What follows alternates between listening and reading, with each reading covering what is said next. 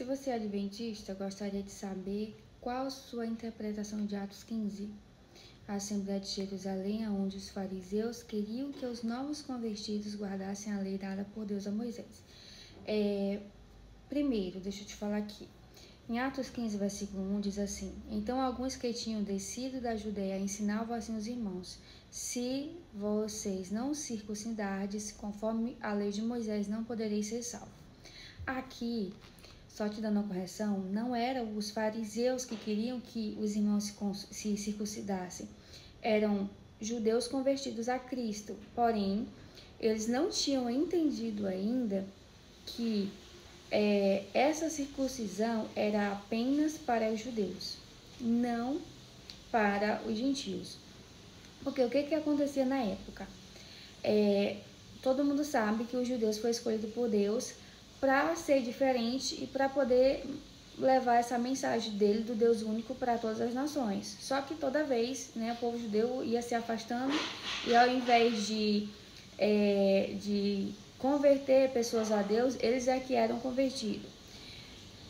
Tem até inclusive um relato onde uma das filhas de Jacó, que para poder um príncipe lá casar com ela, todo o país ali, todo o reino dos homens teve que se circuncidar. Por quê? Porque eles tinham que mostrar que a partir de então eles serviriam o mesmo Deus que Israel. O versículo 15 de Atos diz assim, de Atos 15: E com isso concordam as palavras dos profetas, como está escrito: Depois disso voltarei e reedificarei o tabernáculo de Davi que está caído, e levantá-lo-ei das suas ruínas e tornarei a edificá-lo, para que o resto dos homens busque ao Senhor e também todos os gentios, sobre os quais meu nome é invocado, diz o Senhor que faz todas estas coisas, que são conhecidas desde a eternidade. Aqui já mostra que mesmo sem conhecimento de Deus, muitas pessoas, muitos gentios, já buscavam a Deus. Como a gente vê o caso ali de Raabe, que sem ter o conhecimento de Deus, só ouviu falar, porque ouviu falar, já creu em Deus em seu coração e foi salvo e fez parte ali do povo de Israel. Inclusive, quem não sabe, Jesus, ele nasceu da genealogia de Raabe. Vamos lá. O versículo 19 de Atos 15 diz assim: Pelo que julgo que não se deve perturbar aqueles dentre os gentios que se convertem a Deus, mas escrever-lhes que eles abstenham de contaminações dos ídolos, da prostituição e do que é sufocado e do sangue, porque Moisés desde os tempos antigos tem em cada cidade quem pregue e cada sábado ali nas sinagogas. Ou seja, eles acharam importante não aplicar logo, esses ritos a eles. Por quê? Porque eram pessoas que não tinham esse conhecimento, não tinham prática, então seria impossível que eles cumprissem algumas regalias que os judeus, desde de criança, já tinham costumes. Como quem leu esse capítulo todo vai ver até que Pedro fala assim, Pedro fala que nem eles mesmos conseguiam cumprir essas leis, quanto mais quem ainda não tinha costume. É a mesma coisa hoje de alguém que acabou de se converter e uma pessoa religiosa da igreja já começa a incomodar a pessoa para ela já mudar todas as vestes, mudar a forma de falar, já começar a pregar, já começar a cantar e muitas vezes, no caso adventista, já parar de vez de comer algum tipo de alimentação, sendo que não é assim que funciona. Quando você é convertido, você vai sendo convertido aos poucos pelo Espírito Santo. Só em você dizer, eu aceito Jesus, a partir de hoje eu sou de Cristo, a partir de hoje eu vou para a igreja, já é um passo enorme. As outras coisas vão sendo acrescentadas depois.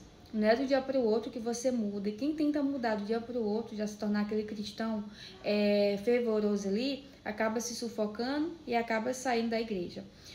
Romanos 2... O versículo 11 diz assim: Porque para com Deus não há acepção de pessoas, porque todos que sem lei pecam, sem lei também perecerão. E todos que sob a lei pecaram, pela lei serão julgados. Verso 13: Porque os que ouvem a lei não são justos diante de Deus, mas os que praticam a lei hão de ser justificados. Porque quando os gentios, presta atenção nisso aqui, quando os gentios não têm lei, fazem naturalmente as coisas que são da lei, não tendo eles lei para si mesmos são lei, os quais mostram a obra da lei escrita no seu coração, testificando juntamente a sua consciência e os seus pensamentos, quer acusando-os, quer defendendo-os. Vou dar um exemplo aqui, explicar para vocês isso aqui. Ele fala que para Deus não há acepção de pessoas, todo mundo é igual, ou seja, não existe mandamento para um e mandamento para outro. O mandamento que é para um é para todo mundo. Eu sei que você está perguntando a respeito disso, querendo dizer assim, então não devo guardar os 10 mandamentos? Essa lei aqui era uma lei cerimonial de circuncisão. Porém, a lei dos mandamentos, elas são lei moral de Deus, onde ele fala, quem matar outro tá pecando, se não se arrepender vai morrer, quem roubar, não se arrepender vai morrer, quem desonrar pai e mãe, se não se arrepender vai morrer, quem ter qualquer outro Deus, sem ser Deus, se não se arrepender, vai morrer eternamente e assim sucessivamente. E aqui ele fala exatamente sobre isso, que os gentios sem lei, né, os gentios que já buscavam Deus, mesmo sem conhecer a lei, já obedeciam a lei. Vou dar um exemplo de pessoas que nunca tiveram conhecimento da Bíblia, mas nunca roubaram. Para eles, assim, eles falam assim, Deus defenda eu roubar, Deus defenda eu matar alguém, Deus defenda, meu Deus, de eu desonrar meus pais.